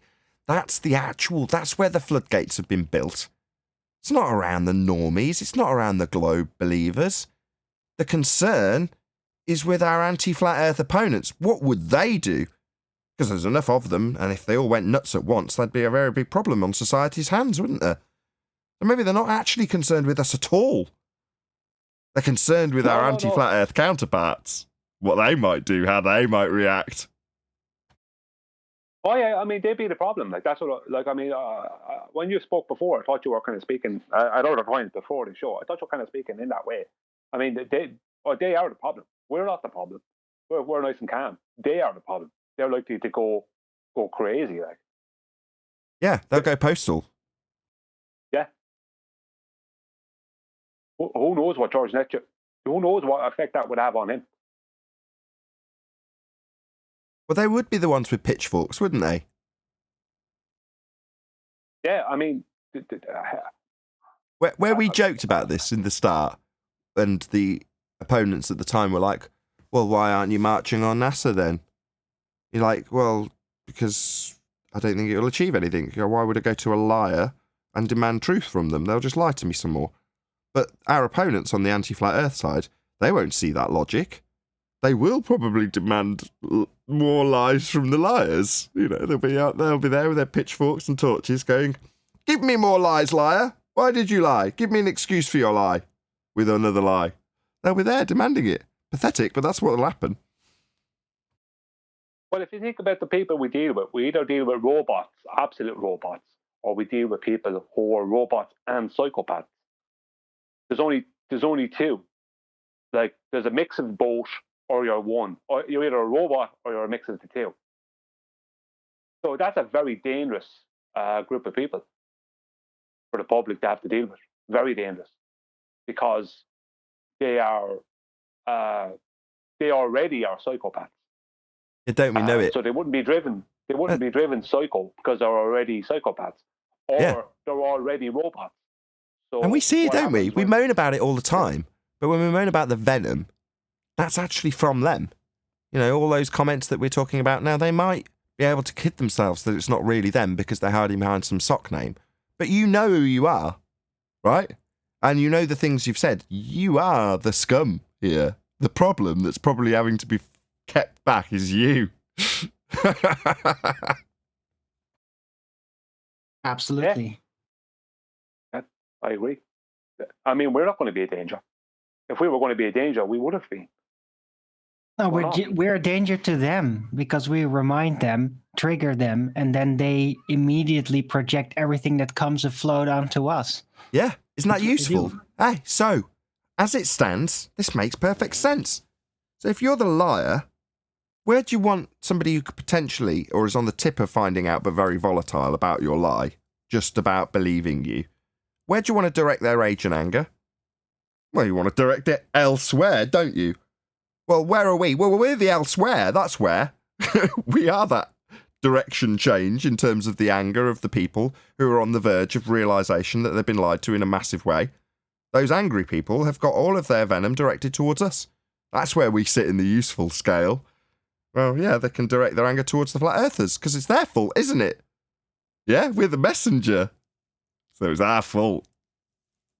We're the lightning rods. Well, if you think about the age group of people we deal with, they're in their 20s to their kind of like 40s, 50s, let's say on average. There might be a few younger and a few older, but that's kind of the age group. So it's like a whole generation or two of people that they need to slowly change the schooling systems over the next 20 years to change that balance of numbers, because we're in the absolute minority and these crazy maniacs are in the absolute majority, these robots.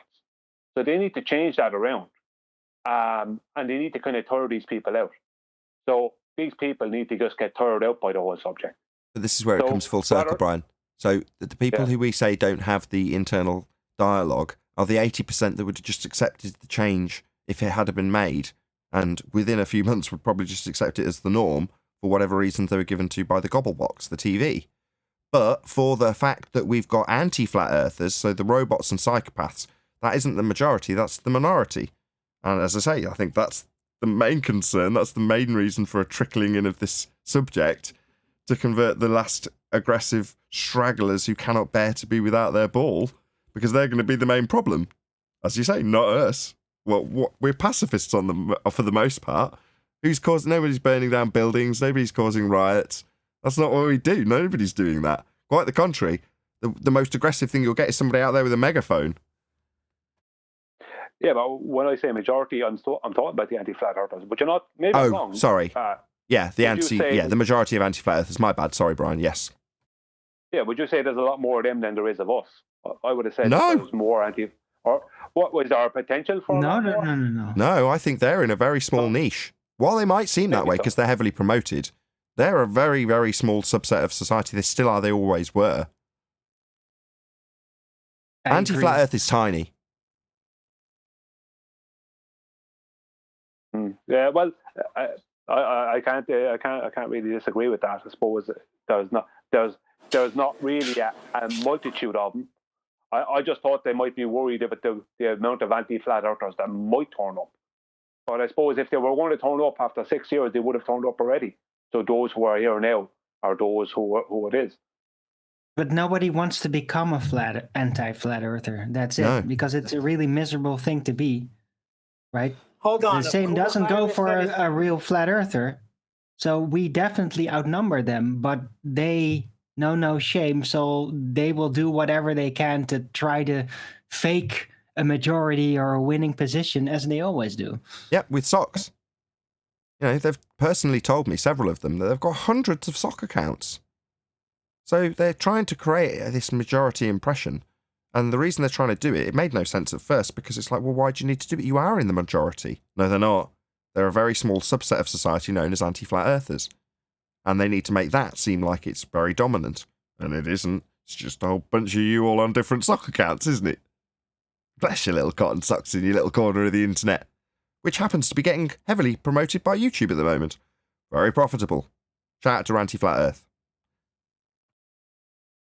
Shout out retracted. Well, they definitely, whatever amount of matter they are, they're definitely, I think as soon as we show that we wore them out, because it's like we have to wear them out. And we will do because our numbers will continually grow exponentially in comparison to theirs. As soon as we've wore them out, which is on the cards within the next couple of years, then they'll know it's safer to go forward with the plan of, let's just say, of releasing the facts to the world, bit by bit, whatever way they want to do. But at the moment, it's still on tenterhooks because there is enough of these people to cause problems, to go postal, like to go crazy. I don't know if they're worried about them going postal. I don't know. I don't really know. But they only do it really in our faces, you know, and in shady little rooms among themselves. The anti-flat earthers don't get in everybody's face. They only get in your face if you're a flat earther that's a threat. Dawn. If you think of it as a zombie situation, zombies aren't dead, but they're not alive. And that's where they're in. They're in this nowhere place where they can't go back to the globe, but they won't accept flat earth. So no matter how many scenarios you come up with, there's nothing more dangerous than a load of zombies. Perfect. With that, I'm going to say a huge, massive, enormous thank you to both Discord and Cheapest panels for making today's after show possible. And of course, a massive thank you to all of you in either Nathan Oakley 1980 or Nathan Oakley premiering streams. Hopefully smashing the super chat, liking, commenting, sharing, subscribing, hitting the PayPal link, joining as a Nathan Oakley 1980 channel member, and all that good stuff. Also, below this video, you can get £50 for swapping your UK electricity supplier to Octopus Energy. I've been Nathan Oakley, and I will see you all in the next video.